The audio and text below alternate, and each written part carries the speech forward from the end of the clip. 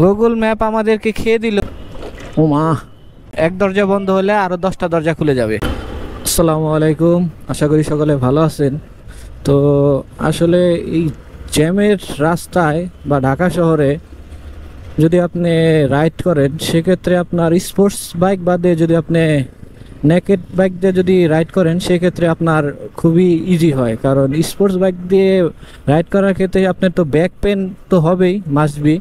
কারণ এটা হয়তো একটু বাঁকা হয়ে চালাইতে হয়। আমি তো মূলত আসলে আমি আমার এসএফ দিয়ে রাইড করি, সেক্ষেত্রে আমার অতটা প্যারা হয় না।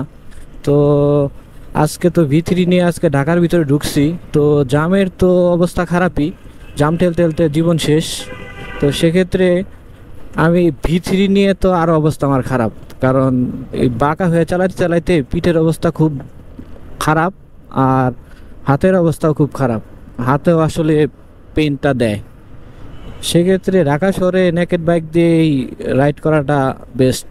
তো ঢাকার ভিতরে ঢুকলে আসলে লংয়ের জন্য V3 বেস্ট বা স্পোর্টস গাড়ি বেস্ট। লং রোডে আসলে V3 চালায় সেই মজা পাওয়া যায়, কারণ উড়া ধরা টানা যায়। থ্রোটল পাওয়ার আসলে 100 বলার বাহিরে। ঢাকা শহরে খালি ঘুরতে হয়, সোজা কোনোভাবে যাওয়া যায় না আসলে। এইটা হচ্ছে আরেক প্যারা। বাহিরের দেশে যেরকম শাঁ করে গাড়ি চালায় চলে যাওয়া যায়, আর ঢাকার ভিতরে আসলে আপনি এক জায়গা থেকে আরেক জায়গায় মুভ করার ক্ষেত্রে আপনার এই ফেসগুলা করতে হয়। কারণ এই কাটা কোথায় আছে খুঁজতে খুঁজতে জীবন ঝালাপালা। তো যাই হোক, আজকে অনেক দিন পরে V3-তে রাইড করতেছি।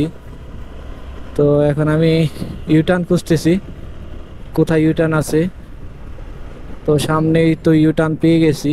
তো এখন শুধু ইউটার্ন নিয়েই বাসার দিকে রওনা হব। আজকে সেই সকালে বের হয়েছি, তো এখন তোরই বাসায় যাইতে পারি নাই। তো বন্ধুর জন্য আসছিলাম, বন্ধু আসলে তার কাজের জন্য নিয়ে আসছে। আমি তো রেগুলার ঢাকা আসি, তো আমার আজকে ক্লাস অফ ছিল। সেক্ষেত্রে সকালে ফোন দিছে যে আমার সাথে ঢাকায় যেতে হবে। তা আমি বললাম ঠিক আছে চলো যাই। ও মা, ঢাকার ভিতরে যদি এরকম রাইড করার ক্ষেত্রে মাঝখানে যদি এরকম ভাঙাচোরা আসে, আসলে এসা কষ্টদায়ক। গাড়ির তো কষ্ট হয়, নিজেরও কষ্ট হয়। কারণ গাড়ি কষ্ট পাইলে নিজেরও কষ্ট লাগে। কারণ আমরা হইছে গাড়িকে যতটা যত্ন করি, নিজেকে অতটা যত্ন করি না। এটা আসলে বাস্তবতা। কারণ আমরা ছেলেরা আসলে বাইকের প্রতি একটা দুর্বলতা কাজ করে। কারণ অনেকেই বলে যে নারীর চাইতে গাড়িতে আসক্ত হও, তাহলে তুমি কষ্ট পাবা না। আসলে কষ্ট লাগে যে সময় দেখি ঢাকা শহরের ভিতরে এই ভাঙাচোরা দিয়ে রাইড করতে হয়। তো এখন একটু শর্টকাট নিয়ে নেই, তাহলে আর কি করার। এখানে অনেক জ্যাম পাইতেছি, তো একটু কাটিং মারি, কাটিং মেরে বের হয়ে যাই। এসে বললাম নিরিবিলি এলাকায়। রিক্সার তো যে অবস্থা দেখা যাইতেছে, এখানে তাও পায়ের রিক্সা, আর মেইন রোডে চলে ইঞ্জিন রিক্সা। কন, এটা কোনো কথা? রিক্সা না বললে আর তেসলা বলা ভালো না। যেটা পাওয়ার রিক্সা এটারে রিক্সাই বলা উচিত, আর যেটা ইঞ্জিন চালিত এটাকে তেসলা বলা রাইট আছে। কারণ তেসলার যে অবস্থা, আমাদের তো যে কোনো সময় অ্যাক্সিডেন্টের সম্মুখীন হইতে হয়। এই যে তেসলার অভাব নাই, এখানে তেসলা দিয়ে ভরা। তো এটা হচ্ছে একটা স্কুল, স্কুলের সামনে দিয়ে যাচ্ছি। মনে করেছিলাম নিরিবিলি পরিবেশ, এখানে অনেক ক্রাউড বাচ্চাদের। যাই হোক, ছোটবেলা আমরা বাচ্চা ছিলাম, আমরা অনেক দুষ্টামি ফাইজলামি করছি। তো ছোটকালটা আসলে আমাদের জন্য বেস্ট ছিল। সেই ছোটকালটা এখন ওমা, এখান দিয়ে রাস্তাই নাই। এ আবার কোন পরিবেশ? তো রাস্তা না চিনলে গুগল ম্যাপে যাওয়াটা আসলে ঠিক না।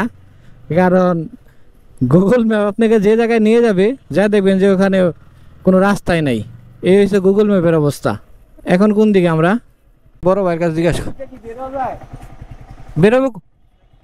এই যে এই মোড়টা দিয়ে গুগল ম্যাপ আমাদেরকে খেয়ে দিল।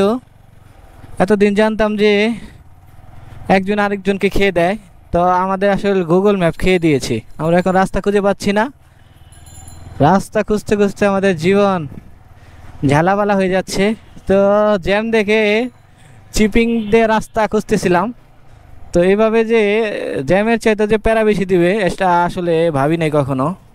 যাই হোক, ভাবতে হবে, জীবন নিয়ে অনেক ভাবতে হবে, না হলে আপনি রাস্তা খুঁজে পাবেন না।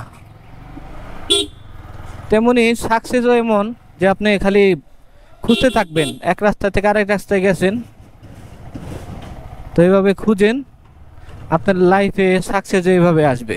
এক দরজা বন্ধ হলে আরও 10টা দরজা খুলে যাবে, এটাই বাস্তবতা।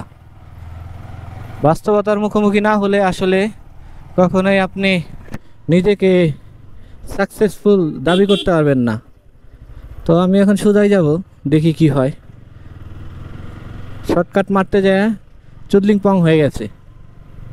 সে চুদলিং পং এর এই ভাষাটা কে বের করলো? ওকে ওকে খুঁজতে হবে, যে এত ফেমাস হয়ে গেছে গা বিষয়টা। এনে তো পোলাপান খেলে। ওই আওয়াজ পাওয়া গেছে ভাইয়া, আওয়াজ পেয়েছি। তার মানে আশেপাশে কিরে ভাই? হেই শালা, আওয়াজ তো পাইলাম ঠিকই। তো এইভাবে যে প্যারা খাবো এই সোহানের কথা শুনে আমি গ্যাপ দা ঢুকে এখন আমি আটকে পড়ছি। কিভাবে আমি এখন বের হবো আমি সেটাই খুঁজে পাচ্ছি না। মাইনকা চিপাই বুঝেন ভাইয়া, আমরা মাইনকা চিপাই পড়েছি দুইজন। তো গুগল ম্যাপে আর কি বলবো, কাকা এদিক দিয়ে বেরোন যাবো না? তুমি ওই সময় তোমার চোখ কইছিল, তুমি এদিকে বাম দিয়ে খেয়াল করবা না? বিষয়টা হয়েছে গিয়া আপনার ওপারে কি আছে এটা আসলে দেখাটা খুব কষ্টকর বিষয়। কারণ আওয়াজ আসলেই যে আপনি ওই পারে যে রাস্তা পেয়ে যাবেন বিষয়টা এমন না। কারণ দেওয়াল থাকতে পারে। কথা বলতে বলতে গলার অবস্থা খারাপ হয়ে গেছে। ফুলের সমাগম, আজকে তুমি নাই বলে তোমাকে আমি ফুল কিনে দিতে পারতেছি না। তো এতক্ষণ সাথে থাকার জন্য ধন্যবাদ। আশা করি সকলে ভালো থাকবেন। আজকের মতো এখানেই বাই, আল্লাহ হাফেজ।